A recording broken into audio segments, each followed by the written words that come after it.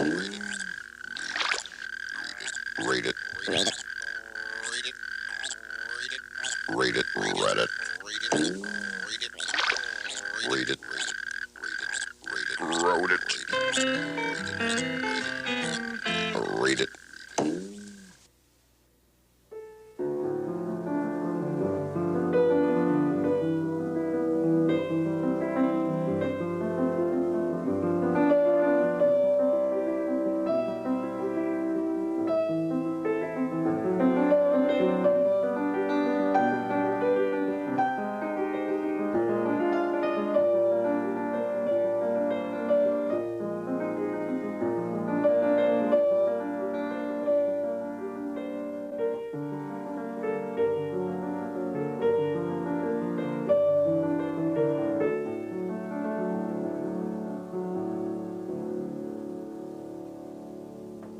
Do you do anything special like singing or dancing or playing a musical instrument? Well, it can be a lot of fun, and it's another way to express yourself. But it takes a lot of work, and you have to want to do it. What if somebody were pushing you to learn to play a musical instrument and you didn't want to do it? Well, that's Rosie's problem in today's book, Give Us a Great Big Smile, Rosie Cole, by Sheila Greenwald. Now, Rosie took violin lessons, and she was terrible, and she knew it. She wanted to quit taking violin lessons, but her parents wouldn't let her. The main reason was that her Uncle Ralph was planning to do a book about Rosie. He'd already done a book about her sister Anitra because Anitra could dance.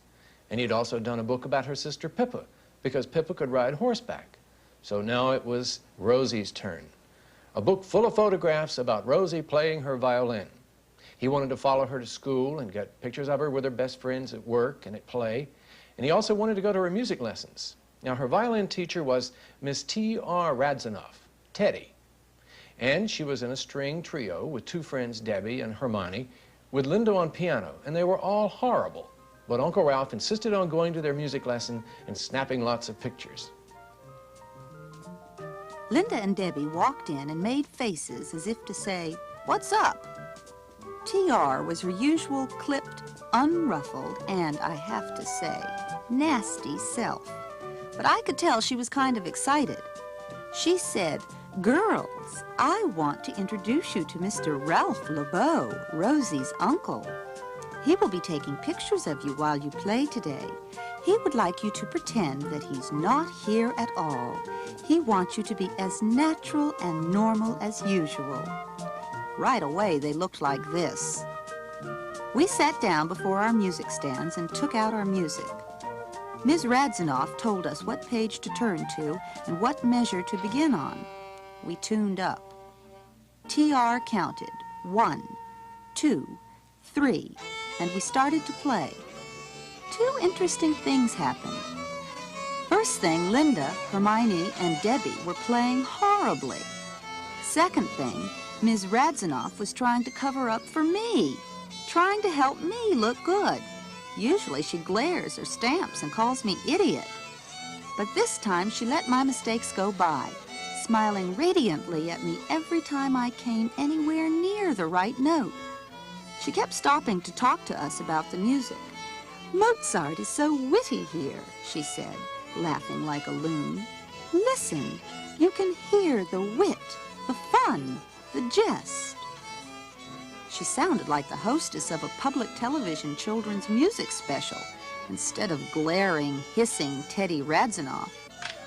Uncle Ralph was click, click, clicking away as if film cost a penny a roll. Hermione was sweating like a fighter. Linda banged the piano as if it had done something horrible to her. Debbie looked as if she was about to cry. We kept playing, worse and worse. I couldn't imagine how anyone who liked music could stand to listen. Ms. Radzanoff must be a secret music hater. Finally, it was time to pack up and hear Ms. Radzanoff's last words of the day. "Practice the Allegro, girls, with special attention to the last 5 measures. Remember the humor. We will take the 4th movement next week." Uncle Ralph said, "Thanks a lot, kids. You're wonderful, beautiful people, and likewise, Miss Radzanoff." "Call me Teddy," she said. "Call me Ralph," he said. "Call me wonderful," Linda said. "I'll be back on Thursday, Teddy," said Ralph. I tried to get out of the door fast, but he saw me. "Hey, wait up, Rosie. We have to talk." We went out of the building together. Usually, as I leave the building, the dumbness coat is removed from me, and I feel smarter and smarter till I reach the sidewalk where I'm myself again. But leaving with Uncle Ralph, I felt rotten all the way to the street. "Rosie, I like what I saw just now," Ralph said. "The faces, the fiddles, even the sweat on the brows. It all looked good. Of course, I have to develop the prints to see what I get, but I feel in my bones that we've got a winner. I think you're going to be my dark horse." He stopped in the middle of the sidewalk and put one hand on top of my head and the other under my chin, so I had to look into his happy, smiling face. "I never thought I'd get a book out of you, Cookie. To be perfectly frank, I thought you'd turn out to be a dud. But you, Rosie Dotes, are going to come in first place, a winner, just when I was about to go B-U-S-T. I'm making bets on you. My next book, our next book, will be called..." He closed his eyes to think up a title. He looked so happy and excited, the way he looks when a horse he bets on is about to come in first. "It'll be called A Very Little Filly," he said. Then he opened his eyes and saw me. I mean, Fiddler. And so, my fate was sealed. Right away, a whole bunch of things in my life changed. 3 girls in my class came up to me separately to tell me they were my best friend. Teddy Radzinoff called to speak to my mother several times a day. Uncle Ralph decided to photograph me practicing in my bedroom. Mom redecorated and carpeted my bedroom. Uncle Ralph decided to photograph me practicing in the living room. Mom redecorated and carpeted the living room. I started to keep this private diary. I started to practice. Uncle Ralph would say, "Okay, sweetheart, I'll just take pictures the way I always do, and you practice the way you always do." What I always did was never practice. As a result of my practicing at home, the telephone began to ring. I heard Mom say, "No, we do not have a cat in heat or an electric saw. It must be someone else's apartment." "Who is that?" I said. Mom didn't hear me because she put the plugs back in her ears and turned on the vacuum cleaner. After the 3rd phone call, Mom took the telephone off the hook. "That Mrs. Raposo next door is going nuts," Mom said. I really felt sorry for Mrs. Raposo. I wished I could stop playing as much as she wanted me to. But Uncle Ralph said, "Move over to the window and take that last part again. The one where your arm goes back and forth very fast." He didn't hear a single thing. He only saw it. "Give us a great big smile, Rosie Cole," he said. "Beautiful." It seemed that everything had gotten completely out of hand with Uncle Ralph running around snapping pictures everywhere. But he was determined to produce that book, because you see, Uncle Ralph made money on those books.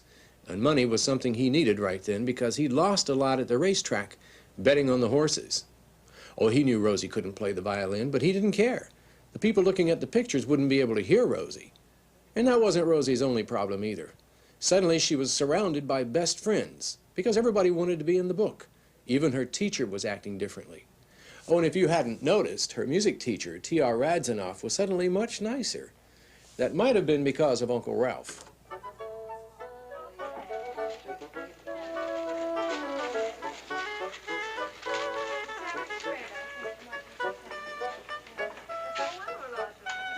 When I went into the soda fountain, Uncle Ralph was sitting on the last stool, drinking black coffee and going over the racing sheet.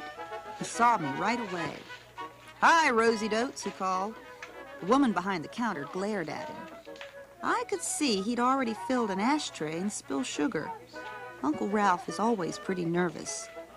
"I've been waiting for you," he said. "I've wanted to go over some stuff with you. What'll you have?" "Tea," I said, because I felt nauseous. "Tea?" Ralph winked. "Did anyone ever tell you what a weird kid you are?" The lady behind the counter gave me a searching look. "I've been working on the first draft for the book," Ralph said, tucking his racing sheet into the back of his notebook. Let me read this, just to make sure that it sounds okay to you. He began to read in a funny, fake little girl voice that nearly made me fall off my stool. I don't know if I want to be a fiddler when I grow up. My name is Rosamond Cole. I'm 10 years old. I've been playing the violin for 2 years. He looked at me. Is that okay? I nodded. So far, every word of it was true. I take 2 lessons a week. I study at the School of Music with Miss Theodore Radzinoff. I love to play. There it was, the first lie. This was my chance to say, no, I do not love to play. I hate it. I'm bad at it. I only keep doing it because it's so important to Mom and Dad. I don't know what I'm playing most of the time. But I didn't say anything. Why? Because I'm a coward, a very little coward. Also because I love my poor mixed-up Uncle Ralph, who goes and loses all his money at the racetrack and gets hollered at by my mom and always wants to have a good time and bring nice presents that cost much too much money. I knew that he was counting on me in a big way. I couldn't disappoint him. After I finished my cup of tea, we both went to the School of Music. As usual, the dumbness coat came on me. But not as usual, T.R. greeted me with a hug. I could hardly believe it. She had on lipstick. She had on perfume. She had on a new pair of earrings, hearts. She seemed to have an electrical current running through her. She laughed and leaped and smiled and clapped her hands and hummed. She was knocking her brains out to give me the best lesson in the world. Uncle Ralph was hopping around as if the current turned him on, too. I was like the quiet ring of a 3-ring circus. When the lesson was over, T.R. said to U.R., I'm arranging the recital for May the 20th. By then, she should be ready. It shouldn't be a disaster at any rate, for me or for her. Who, I said.